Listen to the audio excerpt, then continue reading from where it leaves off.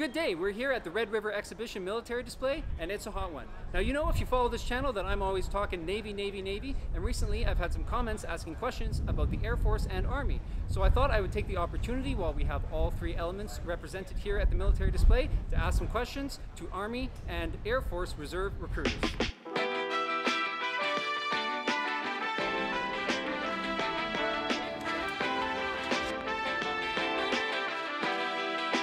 Today, I'm Sergeant James Zabriskie with 38th Signal Regiment, one of the many units in 38th Canadian Brigade, your Army Reserve in Saskatchewan, Manitoba, and Northwestern Ontario. When you're enrolled into the Canadian Army Primary Reserves, no matter what occupation you've selected, you're going to have to complete your basic military qualification. In the Army Reserves, there's some flexibility and you have some different options when it comes to completing your basic military qualification, or BMQ. Your first options are going to be part-time. In the Army Reserves, we offer multiple part-time serials through each year. Usually there will be one in the fall, starting in September or October, and another one in the spring, starting in March. When you complete basic military qualification part-time, it's going to last 11 weekends. And that's not 11 weekends in a row, it's more like 2 weekends on, 1 weekend off, a weekend on, 1 weekend off, that kind of thing. And basic training full-time will last 4 weeks, usually completed in either May or July. 38th Canadian Brigade offers a multitude of different jobs in the Army Reserves. That could be anything from combat arms to service and support, all the way to communications and intelligence. So if you're interested in joining the Army Reserves, then I guarantee you we got something that you'd be interested in. The minimum time commitment in the Army Reserves is 1 night a week and 1 weekend a month. Depending on which unit you enroll into, the night of the week that you'll work might vary. One of the benefits of joining the Army Reserves is your opportunity for full-time summer employment every summer for your first 4 years in the Army Reserves. What that means is that from May 1st until August 31st of each year, the first 4 years, you can be employed full-time while working only part-time during the school year.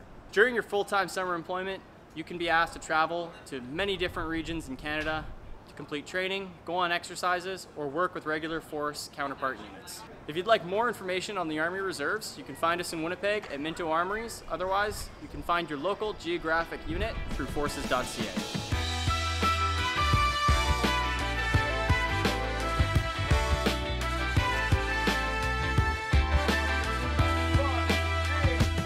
Good day, my name is Wayne Mockford. I'm a captain with the Royal Canadian Air Force Reserve here at 17 Wing Winnipeg.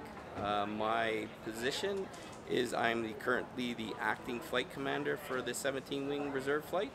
My occupation is I'm a nurse employed with the RCF Reserve. So basic training for members of the RCF Reserve is the same as those of the regular Canadian Force members.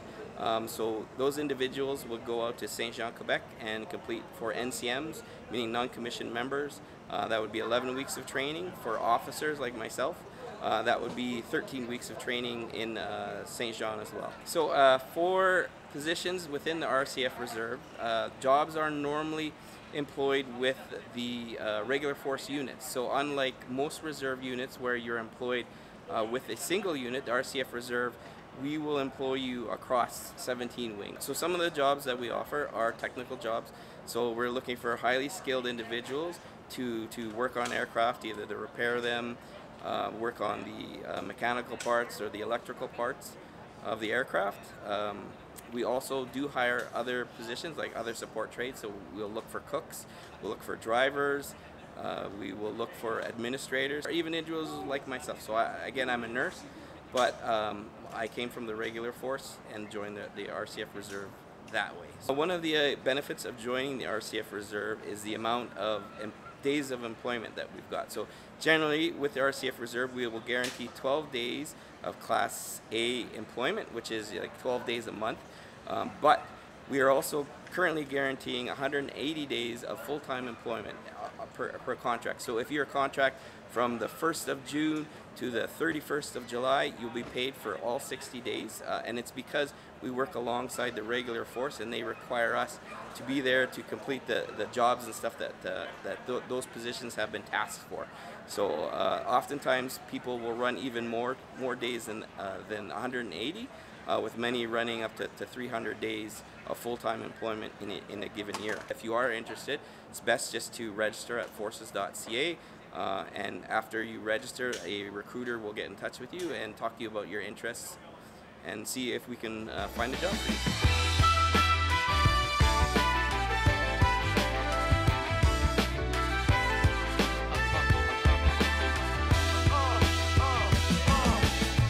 All right, well, that was great to hear from the Army and the Air Force. So I'm just going to go through the different categories of things that we talked about: basic military qualification, available occupations, the work schedule, and other opportunities, one by one, and compare and summarize each of the different elements. So first, we'll do basic military qualification. You've heard a lot about the Navy already. We have a 7-week program for non-commissioned members and 9 weeks for officers, where it's 1 week of online distance training, 3 weeks of in-unit training that can either be done full-time or part-time over an extended period, and then for non-commissioned members, 3 weeks of residential training in Valcartier, and for officers, 5 weeks of residential training in Valcartier. Moving on to Army, the Army is the only one of the 3 elements that offers weekend basic training. That means that you can do basic training in your home unit on the weekend. They also have an option for full-time training in the summer. The difference between the full-time training for the Army, Navy, and Air Force is that in the Army, it's also done locally. Moving on to the Air Force is the only one out of the 3 that doesn't have a specific reserve version for their basic training. If you join the Air Force Reserves, you're going to have to do the regular force basic training. Okay, next up we've got occupations, and each of the elements will have a long list of occupations, so I'm not going to go through all of them, but just to kind of give you an idea, it's good to look at what's available in each of the different elements and how it's going to apply best to your career path. For example, if you're an engineering student in university, you're going to look at each of the elements. In the Navy, you've got marine technician that's probably going to apply to your career the best. In the Army, you've got combat engineer, and for the Air Force, there's probably going to be a couple of different options of aircraft technicians that are going to work well for you. So the best thing you can do is do your research, look at all the different available occupations, and if there's one offered in a specific element that fits what you want to do in your career the best, then it's easy to make your decision. If, however, you're interested in any of the many purple trades, that's trades that are in all 3 elements, like cook, human resources, financial services, materials management technician, there are several that are offered in all 3 elements, then you want to look at some of these other factors to decide which one of the elements is going to work the best for you. Purple occupations for officers would include logistics officer, public affairs officer, intelligence officer, and more. Next up, we're going to talk about the working schedule. So in this, the Army and the Navy are pretty similar. We both offer programs where you're going to be working 1 or 2 evenings per week and an average of 1 weekend per month during the training year, which is September until May. And for the summer, you'll do full-time training, exercises, other full-time employment during the summer months as a summer job. The Air Force is a little bit different. In the Air Force, reservists work alongside their regular force counterparts. So they're working shift work as opposed to these short evening and weekend training exercises.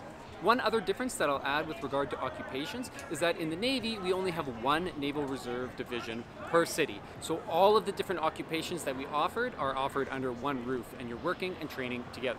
In the Army, there are several different reserve units. In Winnipeg, there's many across the city, and each one kind of has a specialization. So there's going to be an artillery unit, there's going to be a signals regiment, there's going to be different divisions that specialize in specific occupations. Finally, that brings us to the different opportunities available in each element. Now, I might be a little biased being Navy, but I think it's accurate to say that Naval Reservists have the best opportunity to travel for work. We have the Naval Security Team, which deploys around the world, and we have the opportunity to augment the regular force by volunteering to deploy on ship, which are in operation across the globe at all times. I would say, based on anecdotal evidence from talking to Army Reservists that I work with, that the Army Reserve probably does the most volume of local training exercises. Sometimes it seems like every other weekend they're doing a training exercise, so there's more local training exercises available. And again, we have the Air Force, who is quite different than the Army and the Navy. So the Air Force, because of their different structure, where they're more working alongside their regular force counterparts, as opposed to an independent reserve unit, they're working more shift work, and there's a lot more opportunity to get hours up to 12 days per month, and sometimes full-time contracts here locally throughout the year. So if you're looking for employment not just on evenings and weekends, and you're not looking to travel, the element with the largest amount of local employment available, I would say, is the Air Force Reserve. So thanks for tuning in. I hope that this was helpful for those of you who had questions about the Army and the Air Force to get a little bit more information in comparison, and we'll catch you on the next one.